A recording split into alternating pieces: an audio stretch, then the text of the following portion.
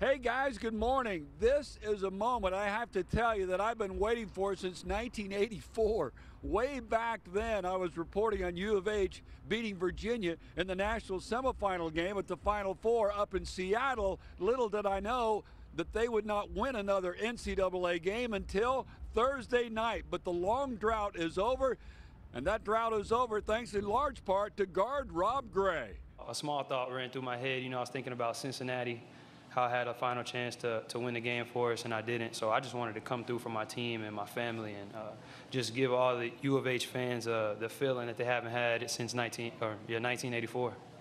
Difference in this game tonight is we had Rob Gray and they didn't. Can you describe what happened in that 30 seconds? College basketball, what happened in that last 30 seconds. I mean, it's March, so anything can happen. And once that started happening, we was just like, look, we're just gonna have to grit this out. I felt really good when Rob's shot went in, and there's 1.1 second left. And then if I was ever going to have a premature death, it would have been when Mitchell caught that ball and had a clean look. All I could think was, oh, God, there's Christian Laettner.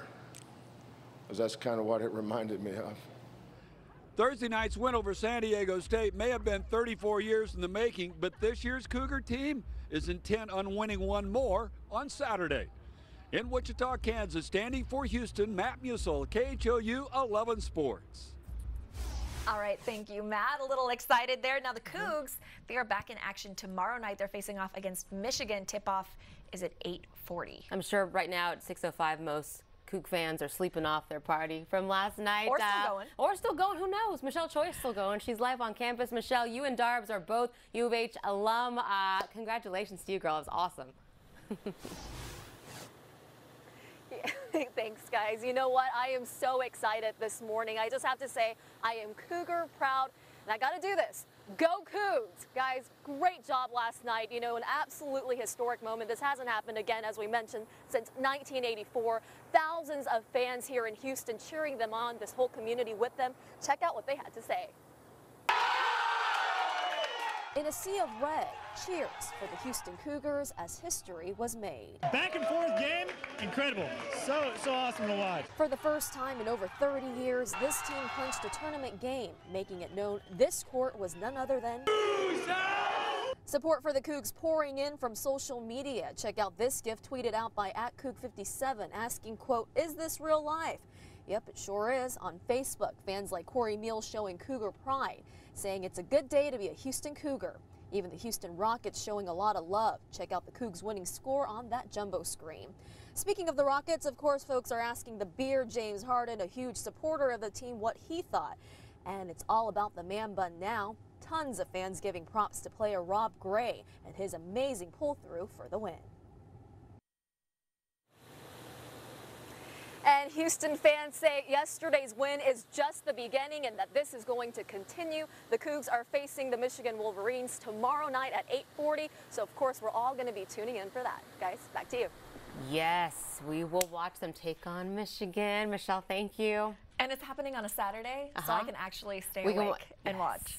All right, there are more Texas teams to cheer for today. Texas Southern plays at 6:20. Texas A&M, UT, and TCU also enter first-round play. You can follow all the March Madness fun or craziness on our website, KHOU.com, and on our mobile app. All right, time right now is 6:07. New overnight. Firefighters had trouble battling this fire that destroyed a townhome.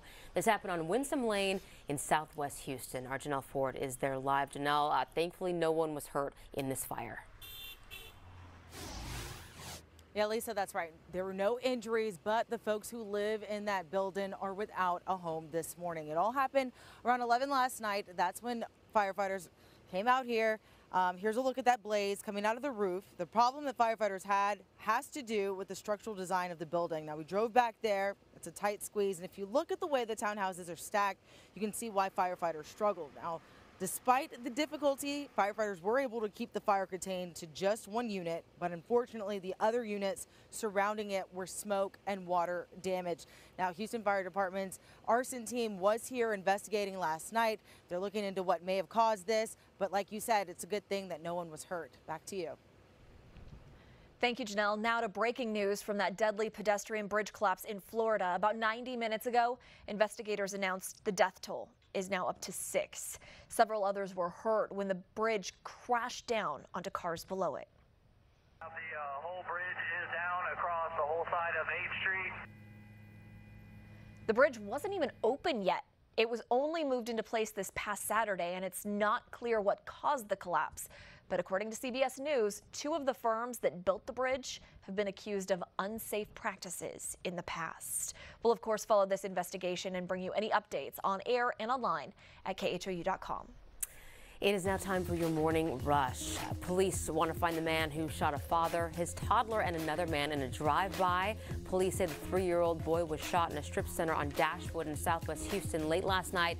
Fortunately, everyone is expected to be okay. A judge has agreed to let 5 additional accusers of Bill Cosby testify at his sex assault retrial next month. During Cosby's first trial, the judge only allowed 2 women to testify, and the case ended with a hung jury. Well, check this out. People were stuck upside down for nearly an hour at Six Flags Fiesta in San Antonio yesterday. A sensor brought the Batman ride to a complete stop. The ride will be open once again later this morning. Governor Abbott will be in Dickinson today, touring homes being rebuilt after Harvey. His visit comes one day after visiting Kingwood and letting folks know more money has been allocated to dredge the San Jacinto River. And the iconic We Love Houston sign is moving. The sign's new home will be near the 8th Wonder Brewery in Edo. The reason? To give people a safer spot to take their selfies instead of next to I-10. Not the safest place. That is your Morning Rush. 6:10, good morning. We're tracking scattered showers, and that will be the theme here as we head into the upcoming weekend. Not a complete washout, but temperatures in the low 80s, so warm, humid, and a rain chance. I'll show you the radar and our future track coming up next. All right, thank you, Cheetah. The one thing you need to know in traffic, we cleared that accident here on 610, the West Loop southbound ramp to the Katy Freeway. All lanes have been reopened and traffic is recovering. Now, coming up, we're going to talk about weekend road work. 2 stretches on the Katy Freeway and 1 on Highway 290. Don't go away.